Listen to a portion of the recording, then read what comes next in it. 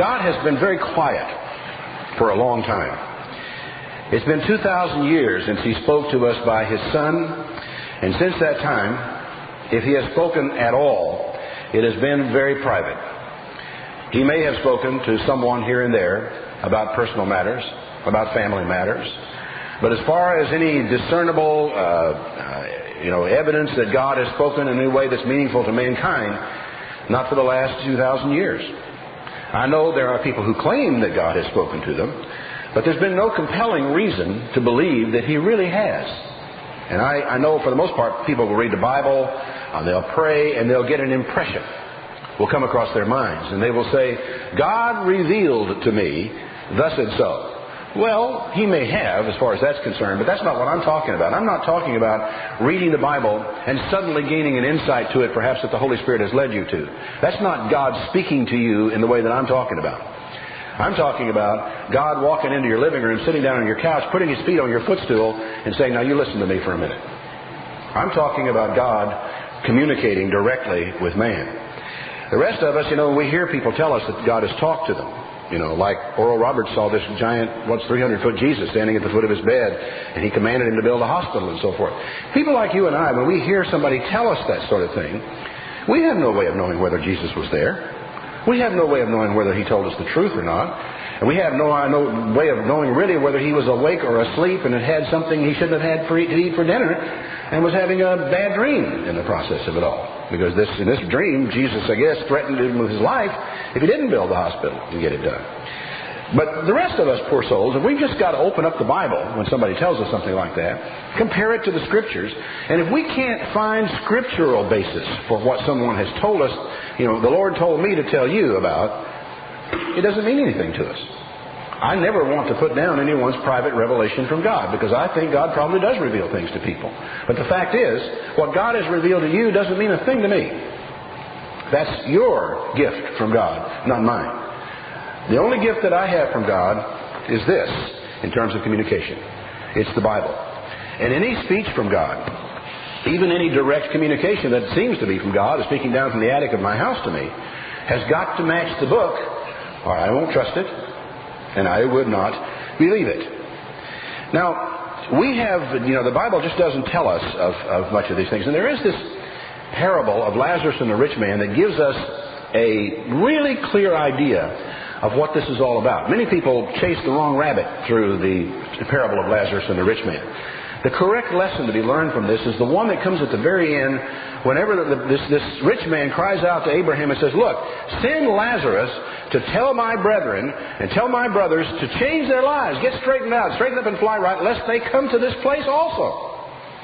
And Abraham says, remember what he said? They have Moses and the prophets. Let them hear them.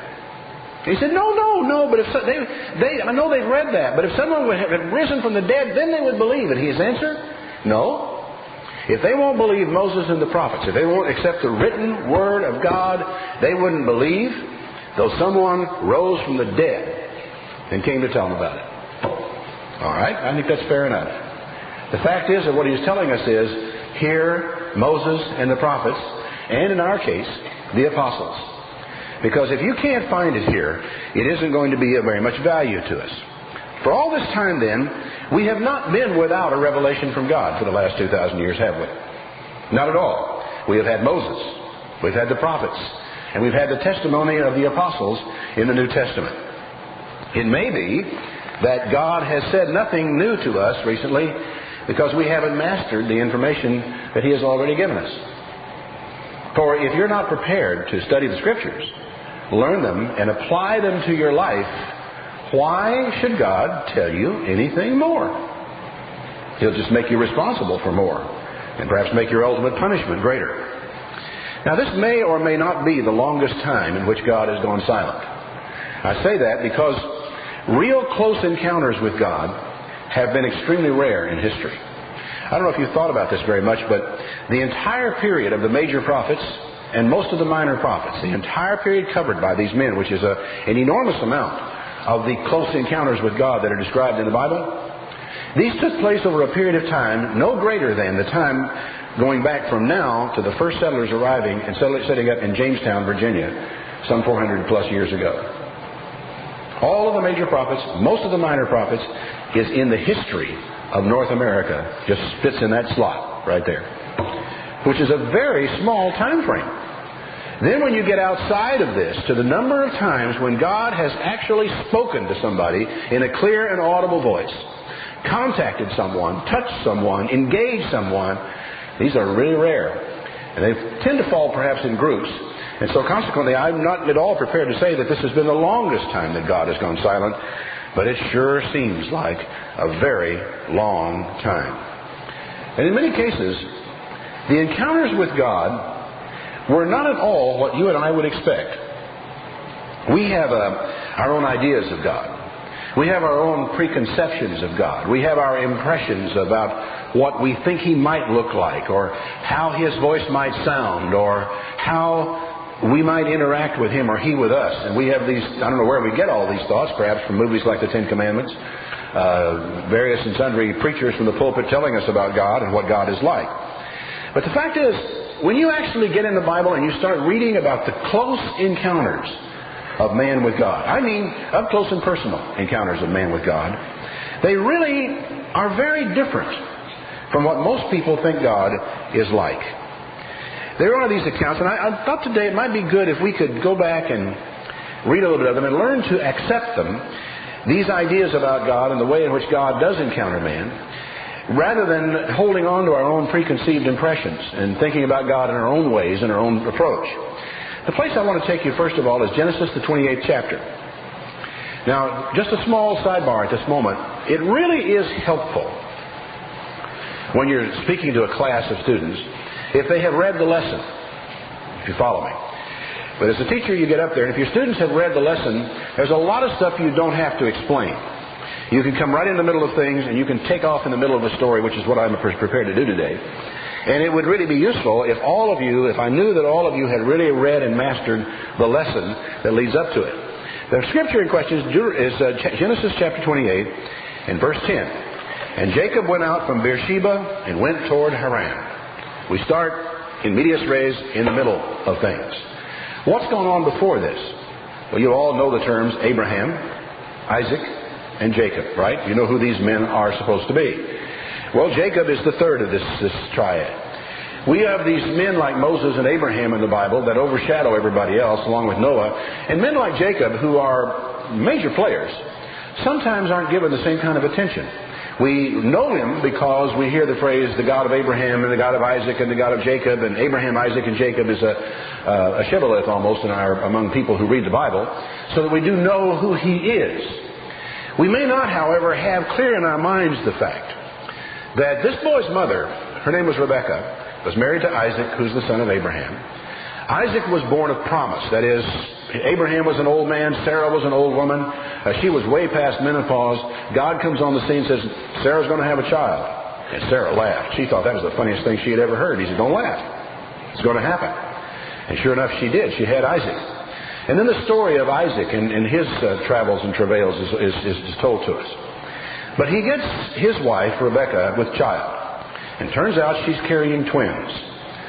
These boys are going to become Esau and Jacob. And they struggled together in the womb. This was a harbinger of things to come with these two boys. And biblical history tells us that before these two boys were born, before they had any chance, either one of them, to do anything good or anything bad, that the prophecy of God says, the elder will serve the younger. What do you mean the elder will serve the younger? They're twins, right? Well, no. I mean, they are twins, all right, but that doesn't mean one of them isn't older and one of them isn't younger. The twin that comes out first, he's the one. So in this case, there was this really curious thing about one of them sticking his hand out and pulling him back, and then the other one being born ahead of him, and the whole question gets tossed up in the air as to which one of these boys is older and younger. These are all fascinating biblical stories that I don't want to bore you by going back and dragging all the way through them, because I think most of you are fairly well aware of them, and they are interesting. But the thing that is told to us in biblical history is that the reason this worked out this way was because God said before the boys were born, the elder would serve the younger. And the reason was that the purpose of God according to election might stand. That it was not a matter of works, it was a matter of the choice of God. So Jacob becomes a very special person in history, not because of his good works, because he is a devious little fellow.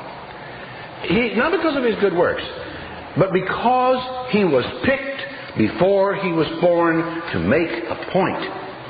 The point was, I'm in charge, says God. I do these things my way, not your way, and this is the way it's going to be. Well, this is a fascinating story all by itself, but what I want to come to is the encounters that this man had with God in the earlier parts of his life. In this particular passage, Genesis 28, verse 10, Jacob went out from Beersheba and went toward Haran. And he lighted upon a certain place, and he waited there all night, because when he got there, the sun was going down, and he didn't want to travel on in the dark. So he took the stones of that place and put them for his pillows. Actually, I think probably what he did was put his pillows and his beds on the stones of that place. And he lay down in that place to go to sleep. So he just arranged things. That's rocky country around there, and he just arranged the stones around in such a way, put his bed on them, and went sound asleep. And he dreamed. And behold, a ladder set up upon the earth, and the top of it reached up to heaven. And behold, the angels of God ascending and descending upon it. Now, just having a dream about a ladder that goes up into heaven and seeing angels coming and going up and down that ladder, that's not really what I would call a close encounter with God. It's revelatory, as it turns out to be. And Jacob's conclusion, as a result of this dream that happened to him on this occasion, and what else comes to it, is that he has hit upon a very special location. He thinks he has hit a convergence zone, as it was, or some particular place on earth where spiritual forces are present. I didn't realize this, but in Glastonbury in England, which is historically the place where the very first Christian church was built in England, an old wattle church that was built there legend has it, by Joseph of Arimathea in the 1st century. Long before there even was Roman Catholicism, long before St. Augustine came to England, long before Christianity was established in the eastern part of England. In the far west country, in Glastonbury, Christianity was established then. But the old idea is that this has always been a crossroads for spiritual activity, because there's a lot of other kinds of spiritual forces that appear to be at work in that location. And there's a theory that there are fracture lines in the spirit world, and that there are convergent points on the earth and so forth. I don't personally believe that. But Jacob, I think, thought so, that he had come to one of those places because of what happened to him here. I think it had far more to do with the fact that Jacob was there than it had to do with, that the place was where Jacob was. Jacob was the thing that made the place important, not the other way around. So, he said he dreamed, and behold, a ladder set up on earth, and the top of it reached to heaven, and angels were going up and down the ladder. Nobody really believes that angels need ladders to go up and down, do they? This has become, by the way, the focal point of a lot of folk songs or folk religious music, and we're climbing Jacob's ladder right up to heaven so high. Behold, the Lord stood above it. Jehovah is at the top of this ladder. And he said, I am Jehovah, God of Abraham your father, the God of Isaac, the land whereon you lie. I'm going to give it to you for a possession.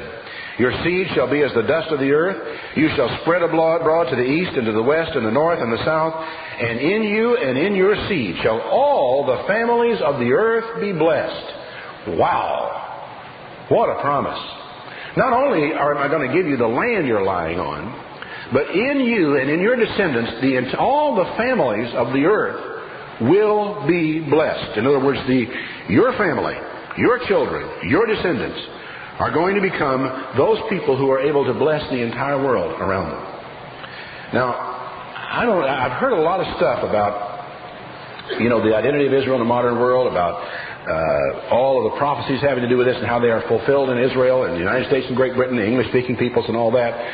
But I haven't heard a great deal. I've heard a lot about the blessings upon the children of Israel. I have heard less about the fact that the children of Israel were to be a blessing upon the families that were not Israel. Follow me? The families of the whole world, that is, the nations and of the Gentiles. And it's only really been in recent years that I've thought about this and realized that we have really been just exactly that. It is the English-speaking peoples of the world who provide most of the foreign aid that goes out into developing countries around this world, that bless the people with that, right? It is the English-speaking peoples who did this. And when Europe was in chains, and when Europe was being ground under the heel of Adolf Hitler, and when people were being, not merely Jews, but gypsies and Poles and whoever else were being burned in those ovens over there, who was it who went to war? Who was it that rescued Europe? It was the English-speaking peoples of the world who did this.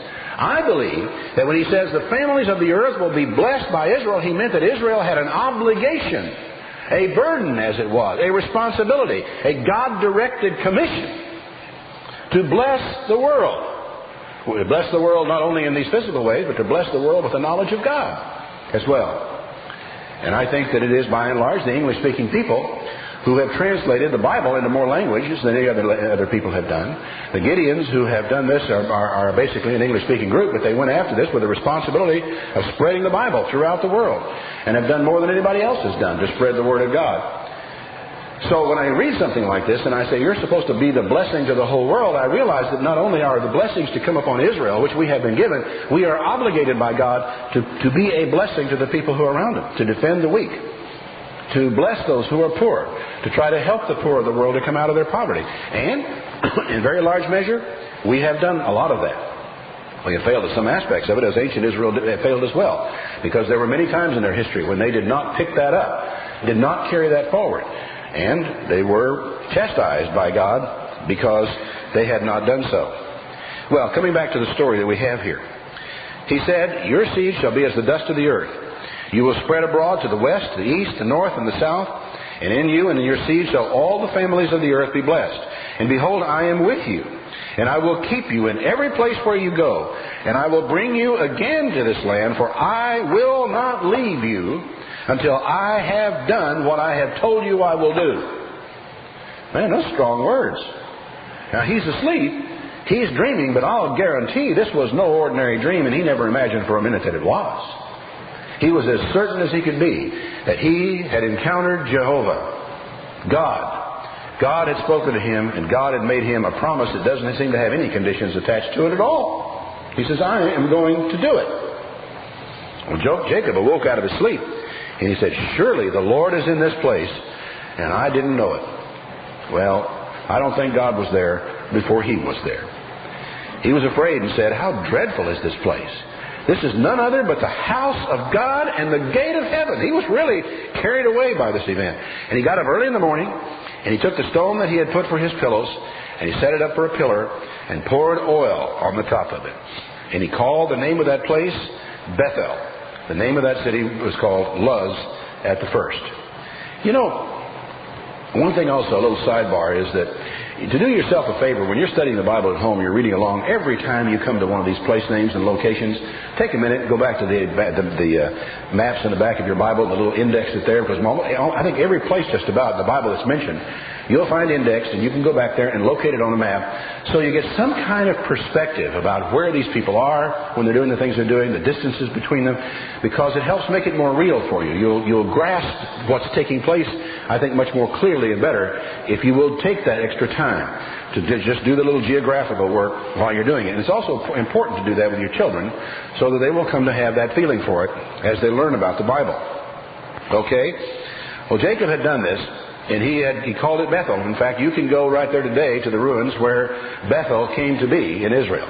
It was the southern border of the 10 northern tribes. It was the northern border, as it were, of Judah, but it was actually in Israel, not in Judah.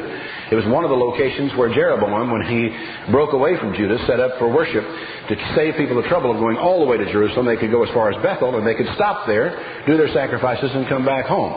That was when Jeroboam set up his own system of worship, completely apart from the worship of God in Jerusalem.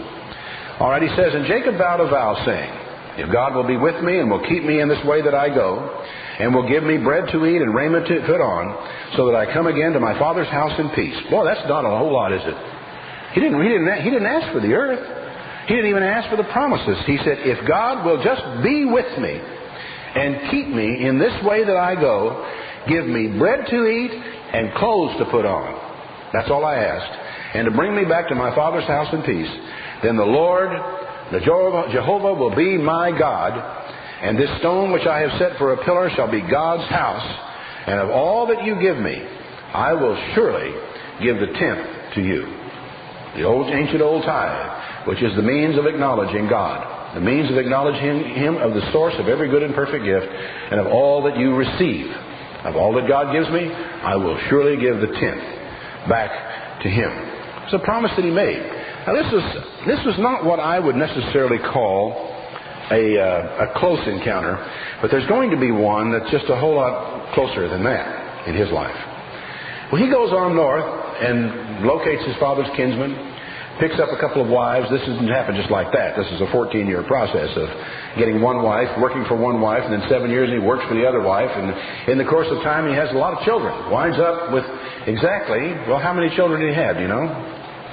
How many children did Jacob have? 12. Oh, 12 sons. He also had daughters, but we don't count women, you know. How they do. Had 12 sons. They are the sires, as it were, of the 12 tribes of Israel. This is the man.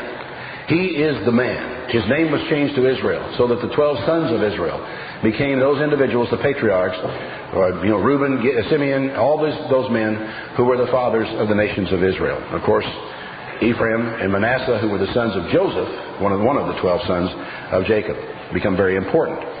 So he worked for those two wives for 14 years, and at the end of all that time, he has been so blessed. He is an incredibly wealthy man. But he decides it's time to go home. But as every wicked thing that we do sort of plants nasty seeds in our heart and our mind, there was a part of Jacob that was afraid to go home. He was afraid to go home because he really figured that Esau, his brother, wanted his head. The reason for this was that in the years gone by, before he had ever left, the time came when Isaac, their father, was going to pass on the birthright to the eldest son. And he sent Esau, if you'll recall, out to kill some animal, make some venison, some savory venison that he really was very fond of, and make it for him and bring it to him so I can bless you. Rebekah, Isaac's wife, listening around the corner, says, I would rather have my son Isaac get this blessing. Jacob get this blessing. And so she was, knowing that Esau was real hairy, and Jacob was very smooth. Well, she put some goat skin on the back of his hand so that her husband, who was by now blind, couldn't see anything, would not make the mistake. And he had the smell, of the field and all that upon him because of the clothes. And so when the time came for the blessing, she made a dish of goat and made it taste like venison, and he took it in and actually received from his father the blessing, the laying on of hands, and the blessing that was supposed to have gone to Esau. Now, what's fascinating about this is that at no time does this fraud ever get punished. Not at all. God doesn't punish it because actually that's what God was going to do anyway. This is just how the whole thing worked out. That Jacob was going to get the birthright. But in the process of it all, and poor Esau finds out what has happened. Well, he's got murder in his heart because he goes to his father and says, well, bless me too. And he says, I can't give you the birthright. I just gave it to your brother. So he gave him what blessing he could, and that was that. It had to go that way. Now, to Esau's blame, he had been willing to sell his birthright anyway at one time, if you remember, for a bowl of chili. It wasn't even Texas Red. And so he was hungry. He thought he was going to die, so he sold it to Jacob anyway. So, by right, it was Jacob's. But with all this chicanery going on, Jacob still came to the belief that his brother, Esau, really wanted him dead. And you can imagine how, if life is pretty good up in Haran, you got to say to yourself, I wonder why I want to go back down there and have to deal with that. But for some reason he was driven. He had to go. So he gathered up his wives, his kids, everything that he had, and headed off to the south. There are a lot of little byplays and stories that go back and forth between all of this, but we'll pass over them and come down to Genesis chapter 32. Actually, we'll look just up a little ways to realize that he's making peace here between his father-in-law Laban. And in verse 54, Jacob offered sacrifices upon the mountain and called his brethren to eat bread. And they did eat bread and tarried all night in the mountain. And early in the morning, Laban rose up and kissed his sons and his daughters and blessed them. And Laban departed and went home. And Jacob went his way, and the angels of God met him. I don't know how many times I have read through that. It's only been the last couple of days that I suddenly looked at that and I thought, wow. I mean, not everybody who goes everywhere gets met by the angels of God. This man, who was to become the father of the nation of Israel, in whom all the blessings have been promised to Abraham and going to be passed down, that nation that was going to be a blessing to the entire and all the families of the entire world in years to come, this man, handpicked by God before he was born, would you say he's special? Well, the angels of God thought he was special. And so consequently, when he came working his way down the far side of the Jordan River, if you check your biblical maps, you'll find the locations are on the other side of the Jordan as he comes back down toward home to meet his brother. And he has to make certain arrangements to see if he can't head off some of the trouble. But anyway, when the angels of God met him and Jacob saw them, he said, "My, this is the Lord's host. This is God's host, his army." And he called the name of that place Mahanaim. And he sent messengers before him to Esau his brother into the land of Seir in the country of Edom. So the number of angels that met him must have been pretty significant, we know, when he saw them for the first time. And you and I haven't had that kind of privilege to be able to see an army of angels waiting for us, getting ready to cross the ford of the river. But they were there, waiting, anxious, excited about what was about to take place. Anyway, he's going home. So he sent messengers to Esau his brother in the land of Seir in the country of Edom, and he commanded them, saying, "Speak this to my lord Esau. Your servant Jacob says this, I have sojourned with Laban and stayed there until now. I have oxen and asses and flocks. I've got men servants and women servants, and I have sent to tell my lord that I may find grace in your sight." So he sends an embassage to his brother. He says, "I'm coming to see you. I have really been successful. God has really blessed me. I'm coming home." Well, the messengers returned to Jacob saying, "We came to your brother Esau, and he's coming out to meet you. And he's got 400 men with him." Well, this didn't, guilty consciences have their way of eating on us a little bit. And I think Jacob had a little bit of a guilty conscience. And he was really afraid, terrified, and distressed.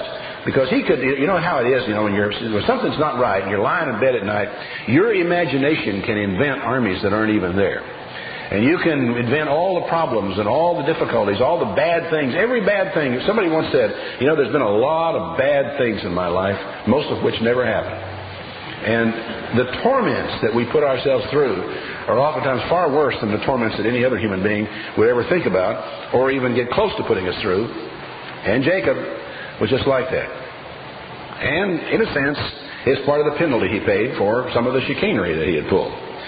He said if Esau, he actually divided his house up into flocks and herds and camel into two bands. And he said if Esau comes upon the one company and smites it, then the other one will be left to escape. The idea, I'm going to run one southern route, one northern route, or one eastern or one western route. He'll come upon the one, he'll think he's got the whole thing. And the rest of them can escape away to the north. Good idea. And Jacob said, "O God of my father Abraham and of my father Isaac, the Lord which said to me, return to your country and to your kindred, and I will deal well with you." He was going back because God wanted him down there. "I am not worthy of the least of your mercies and of all the truth which you have showed to your servant. I passed over this Jordan with my staff." That's all I had. He had his staff in his hand and clothes on his back, and that's all he had. He said, "And now I have become two bands of people. Deliver me, I pray, from the hand of my brother, from the hand of Esau, for I am afraid of him, lest he come and smite me and the mother with the children. And you said, I will surely do you good and make your seed as the sand of the sea, which cannot be numbered for multitude." And he lodged there that night, and he took of that which came into his hand a present for Esau his brother. 200 she-goats, 20 he-goats, 200 ewes, 20 rams, 30 milk camels with all their colts, 10 bulls, 20 she-asses, and 10 foals. Just sit for a moment and see if you can visualize that herd. That's a lot of critters there, isn't it? It's a substantial herd of cattle of one kind or another. Gets them all together and sends them off down the road, but his servants, every drove by themselves, they're going to send them down to meet his brother Esau in the way. Now realize, this is only a tiny part of what he had. He selected out a worthy gift for his brother out of his much, much, much larger wealth and herd of cattle that he was bringing south. So you talk about your Texas cattle drives with thousands of cattle. This is the kind of thing that's going on right here. So he came on down, and he put space between drove and drove, and he commanded the foremost, saying, "When Esau my brothers meet you and asks, who are you? Who do you belong to? Where are you going? And who are these with you?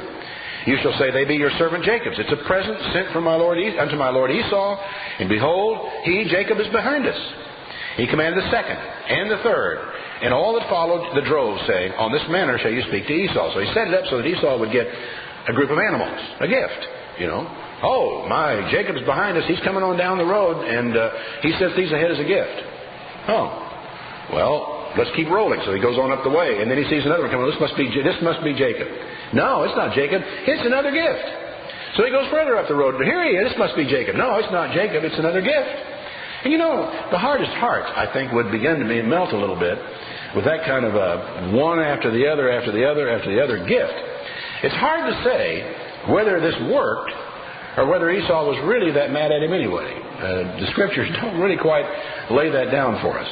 But anyway, they went on down the road, giving him the presents, and Jacob himself lodged that night in the company. And he rose up that night and took his 2 wives and the 2 women servants and his 11 sons, and he passed over the ford Jabbok. And you can check your Bible. The ford Jabbok is one of those little rivers on the east side that runs into the Jordan from the east. And so they were at the ford Jabbok. And he took them and sent them over the brook, and he sent over everything that he had. And when Jacob was left alone, there wrestled a man with him until the breaking of the day. Who in the world is this? And where did this man come from? And what's going on here? I mean, an all-night wrestling match is something to imagine, isn't it? But 2 men on the banks of the river, I think probably Jordan, at the fords of Jabbok, are sitting there wrestling in the dirt, giving up one hold and getting another hold and hanging on the way they are. Well, as this went on, he saw that he prevailed not against him. That is, the one wrestling with Jacob wasn't going to win. So he touched the hollow of Jacob's thigh, and the hollow of his thigh was out of joint as he wrestled with him. And he said to Jacob, "Let me go, because the sun's coming up." And he says, "I am not going to let you go unless you bless me." Now, the Bible always tells us that the less is blessed of the better. And he said to him, "What's your name?" "My name's Jacob." I don't for a moment think he didn't know what his name was. And he said, "Your name shall no longer be called Jacob, but Israel. For a prince, or as a prince, have you power with God and man, and you have won."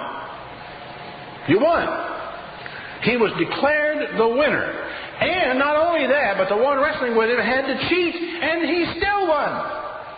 I think it's a cheat, don't you, to touch the hollow of his thigh and put it out of joint? You know, give him a disadvantage? See if you make him give up? He still wouldn't give up. And Jacob asked him and said, "I pray you, tell me your name." And he said, What are you asking me my name for?" And he blessed him and left him. And Jacob called the name of that place Peniel. He said, "For I have seen God face to face and have lived." Jacob had absolutely no question about what had happened on this occasion. That he had met God in the flesh and survived it. And what's funny about this as you read through it is, you know, that you and I would normally think if God says, "Turn me loose," we'd okay, just let him go. "Oh, excuse me." You know, but these people didn't do that. And it's odd in a way, because we have this idea of God who is high and lifted up. Well, he is high and lifted up. And so we should think of him that way. And God is on a throne, and it's all got a big rainbow around it like emerald from the light that's coming out of it. And he has incredible power. And there are angels coming and going all the time. And crackling of lightning and thunder rolling through the place all the time because of the enormous energy that's there. And that's the way we think of God. But there's another way to think of God. That is, he is just like a man who will come up. You can grab him by the arm. You can hold on to him. You can get him in a double step over toe hold. You can try to make him submit. You can grab him in a headlock, and he will fight with you. That's a different God, isn't it, from anything we would normally think about. And I have to ask the question, why in the world would he do that? What possible motive would God have for getting down in the dirt and wrestling with this man? Well, you know, you ladies probably aren't aware of this, but men like to do that sort of thing. Men enjoy wrestling, struggling, fighting, and it's not necessarily we want to hurt somebody, but fighting is fun for men. Now, perhaps I should say some men, and maybe I should also say for younger men, because once you get a little older, you kind of lose interest in that sort of thing. And the old idea of make love, not war has a lot more appeal. You know. But nevertheless, men do like, boys love to wrestle. They like to get down in the dirt and on the carpet in your living room, and they'll struggle and wrestle and try to best one another. Do you suppose it's possible that man made in God's image, made like God, that God himself might enjoy doing some of the things he created us to do?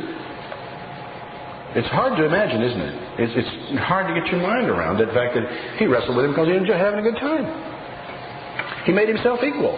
He didn't take any unfair advantage to start with. Later on, he did take an advantage, and I think at that point in time, there's a little bit more involved in this than having a good time wrestling with Jacob overnight.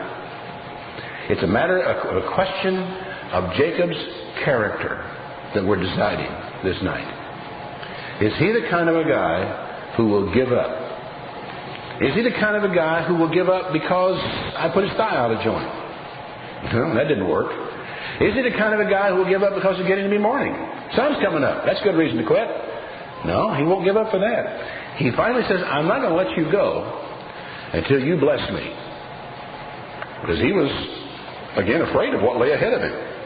What's fascinating is that even when it dawned on him, as it had before he said, I'm not going to let you go unless you bless me, that he was wrestling with God. He was afraid of Esau. He was not afraid of God. Funny, isn't it? Now, the Bible says that we should fear God, and I think that all of us do. But there's a difference, I think, between being in awe of God, and that kind of a fear of God, and being afraid of God. I don't really think that what God wants from us is an afraid response, but rather a bold response. But to hold Him in awe, which is what I think the Bible is talking about when it talks about fearing God, is to hold God in awe. This is a very different thing from being afraid of Him. And here is Jacob, who was afraid of his brother, but was not afraid to hang on to God and say, no, I'm not going to let you go until you bless me. I don't know if he realized at that point in time that God could have just disappeared out of his grasp like a vapor of smoke and left him there. But God didn't do that. And I suppose that since God has placed in man's heart an idea of fairness, then God would always wrestle fair, wouldn't He? I said earlier that He cheated a little bit when He put his thigh out of joint, but I don't really think so. I think it was a part of the deal, part of what they were going through on this particular occasion. I think this I would call a close encounter, wouldn't you? This is not some dream. This isn't God at the top of a ladder talking down to you in a dream or a vision. This is God in the dirt, wrestling with a man all night until morning. But this was not the first real close encounter by a long shot. Sometime long before that, if you'll turn back to Genesis, the 18th chapter. Genesis chapter 18. And I find this encounter so fascinating because of what it reveals to us about God. That is not really quite what you and I tend to think. We have this idea that, God knows everything. And I will amend that, and I will tell you, I believe that God knows everything that there is to know, and that God knows everything that He wants to know. I think it is also possible there are some things that God does not want to know, and that He is strong enough, big enough, and powerful enough to not know things that He doesn't want not to know. It's a curious theological argument. It's like how many angels can dance on the head of a pin, as to the question of whether or not God is able to, we are limiting God if we say that God does not know certain things. Well, you're not limited when you're playing solitaire, are you? Isn't it possible for you to turn the cards up and look under them and see what's there? Sure. But you leave them face down, don't you? Because the whole object of the game is to test yourself, your memory, or your attention to detail, so whether you'll continue to play all those cards perfectly and according to the rules. And so while you could look, you don't. And I think that we have to understand then that God, while He can look, oftentimes doesn't. While He could make certain things happen, most of the time does not. That rather He leaves us free to make our own decisions, make our own mistakes, make our own stupid mistakes, hurt ourselves and hurt one another so that we can learn from the things that we do. I think that is one of the ways in which God works. But, when it says that He selected Jacob ahead of time, He said so that the purpose of God, by election, might stand. That this was not merely God looking into the future and seeing that Jacob would be the one. It was because He decided that Jacob would be the one.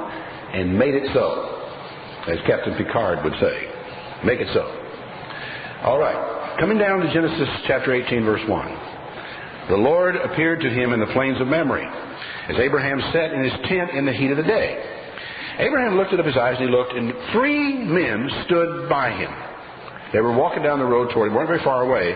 And when he saw them, he jumped up and ran from the tent door and bowed himself toward the ground. And he said, "My Lord, if now I have found favor in your sight, don't go away from your servant. Let's get a little water, let's wash your feet and rest yourselves under the tree, and I'll fetch you a morsel of bread, and you can comfort your hearts, and after that you can pass on down the road." That's the best Middle Eastern form of hospitality. What is a little different about this one is that those 3 men that came to him were God and 2 angels. They weren't just, your ordinary passing through caravanners in the Middle East. It was God and 2 angels. Now, when you think about this, what's God doing here with dirty feet? Because he says, "Let me go get some water and wash your feet." Why did he say that? Because their feet were dirty. I mean, they'd been walking down the road. He saw them and said, this is our custom. Let's take care of our guests. Let's show hospitality to people who come to our home. And I thought about this. I've said this before, and some of you may have heard me, that, he who formed the eye, God says, shall he not see? He who formed the ear, shall he not hear? And he that gave us taste buds and gave us a sense of smell to where we could really enjoy the smell of roast beef coming off of a charcoal broiler. It has a really special smell to it, especially if you throw a few hickory chips in there with the thing.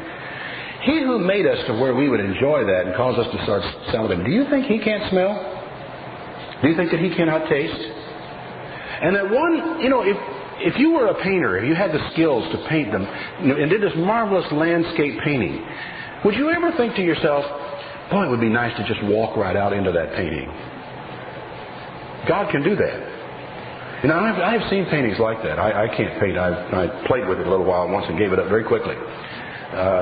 But I have seen paintings like that where I've actually commented, wonder where that is. I want to go there. I want to walk down that valley. I'd like to wade across that stream. And you just would like to walk into your own painting. God can do that. This world is a work of art which He has created with an ability to appeal to all the senses at the highest of levels. And the people, and you and I can go to and fro with this world and enjoy it. What really is a shock in a way is that God says to a couple of angels, we've got to go down to Sodom and see to check this thing out. But why don't we go by Abraham's place? We could get a good meal on the way down. It's like you and I say, we want to stop off at the Four Seasons because we get a real good feed over there. So God decided to stop, get his feet washed, have a good meal there while Abraham stood under a tree and watched him, and then decided to walk on down towards Sodom. He sent the 2 angels on ahead because he wanted to talk privately to Abraham. And he said, I'm not going to withhold from Abraham what I'm about to do because I know him. That he will teach his children and his children's children, and they'll understand. I don't want anybody to make any mistake about what's about to happen here. And he told Abraham something really curious. He said, the cry of Sodom has come up before me, and I am going down there to see for myself. Now, that's not the God that I imagine. The God I imagine is sitting on a throne, high and lifted up, far away from all the filth and the corruption of this world. Got himself a television clicker, and he can look at Sodom from up there and see everything that anybody would ever want to see, right? Well, I think that's true, but there's a problem with that. The problem with that is that unless you can actually see in person, in the flesh, to judge from a distance, to judge on hearsay, to make decisions about other people and their lives and their deaths and their all these things on the basis of what somebody else told you is not right. And if it's not right for you to do it, it's not right for God to do it either. He sent the angels down. The angels said, oh, this is bad. You wouldn't believe how bad this is. But God did not judge Sodom on the basis of what the angels told him. He said, I'm going down there. I'm going down there and I'm going to see for myself. Now what's fascinating is at the other end of this story, only 2 men show up in Sodom from Lot's point of view, because the rest of the story is told from Lot's perspective. What happened to the 3rd man? He went to Sodom, I have little doubt. He just didn't go to Lot's house. I think what God wanted to do was to walk into Sodom as a stranger, merchant, just somebody walking in out of the desert. He wanted to smell the city. He wanted to see the city. Wanted to hear what was going on. Wanted to be in touch with the emotions, with the fear, with the attitudes, and so forth, to judge that city. And I think that God came down there himself and judged it in person. But before he went, he talked it over with Abraham, which a lot of times we like to do. Even when we know what we're going to do, we want to talk to somebody about it. We want to go over the thing with him and discuss it with him. And so he tells him what he's going to do down in Sodom. I'm going to go down there and I'm going to find out. Well, this frightened Abraham because his nephew Lot was down there. And so he said, shall not the God of the whole world do right? Now, I don't know about you, but I wouldn't have the nerve to address God that way. Just not any way that I could do that. But he had no problem. Again, there were things that Abraham might have been afraid of. God was not one of them. And so he said, shall not the God of all the earth do right? There could be 50 righteous people in that town. And God said, tell you what, if there are 50 righteous people in Sodom, I won't destroy the city. And so Abraham thinks that over for a minute. He's a little worried about the number. He said, well, what if there are only 10 people missing out of that 50? Would you save it if you found 40? And God says, I'll do that. I'll save it if I found 40. And he just keeps going on. He says, well, let not my Lord be angry. What if there are only 10 righteous people in this whole city? God says, I'll save them alive for the 10. It harkens back to the book of Jeremiah where he said, tell you what you do. I want you to send runners. Go up this street, down this street, go from one end of this town to the other. See if you can find me one man that tells the truth and exercises judgment, and I'll pardon the whole city for that one man. And of course he told them that because there were none at the time. And here we're looking for 10. And they weren't there. It's a fascinating story. Not, the story of Sodom and all that's been told very much elsewhere. What I think is fascinating is this close encounter with God. This fixing a meal for him. This talking to him. This walking alongside of the road. This interceding for somebody else. This arguing with God as he goes on the word. Even daring in a small way to see if we can make him angry in the process. And then to realize that you don't have to be afraid of him even when he's angry. Because you remember Moses, the burning bush, where he walks and sees the burning bush, and he stops and he goes over there and looks at the bush, and God says, stand and stay still. Don't come any closer. Take off your shoes. You're on holy ground. Then there follows this conversation about going down to Egypt and bringing Israel out. What is it? 5 times Moses tries to weasel out of this deal. About 5 different ways. And finally, at the end of it, it says, God got angry with Moses. Why do you suppose God getting angry with Moses wasn't the end of Moses? Well, because how many of you people here have a really good friend? Really good friend. Come on, hands up. You got a really good friend, right? Have you ever been angry with that friend? Sure. Did you get over it? Sure. So, what's the big deal about God getting angry with Moses? Or if he got angry with Abraham? This is what friendship is about. It's about that kind of give and take. And he was not afraid of God. He was bold toward God, and Moses just kept at it. And finally, God got mad at Moses for trying to opt out of the deal, but in the end he sent him anyway. He just said, well, I'll take Aaron.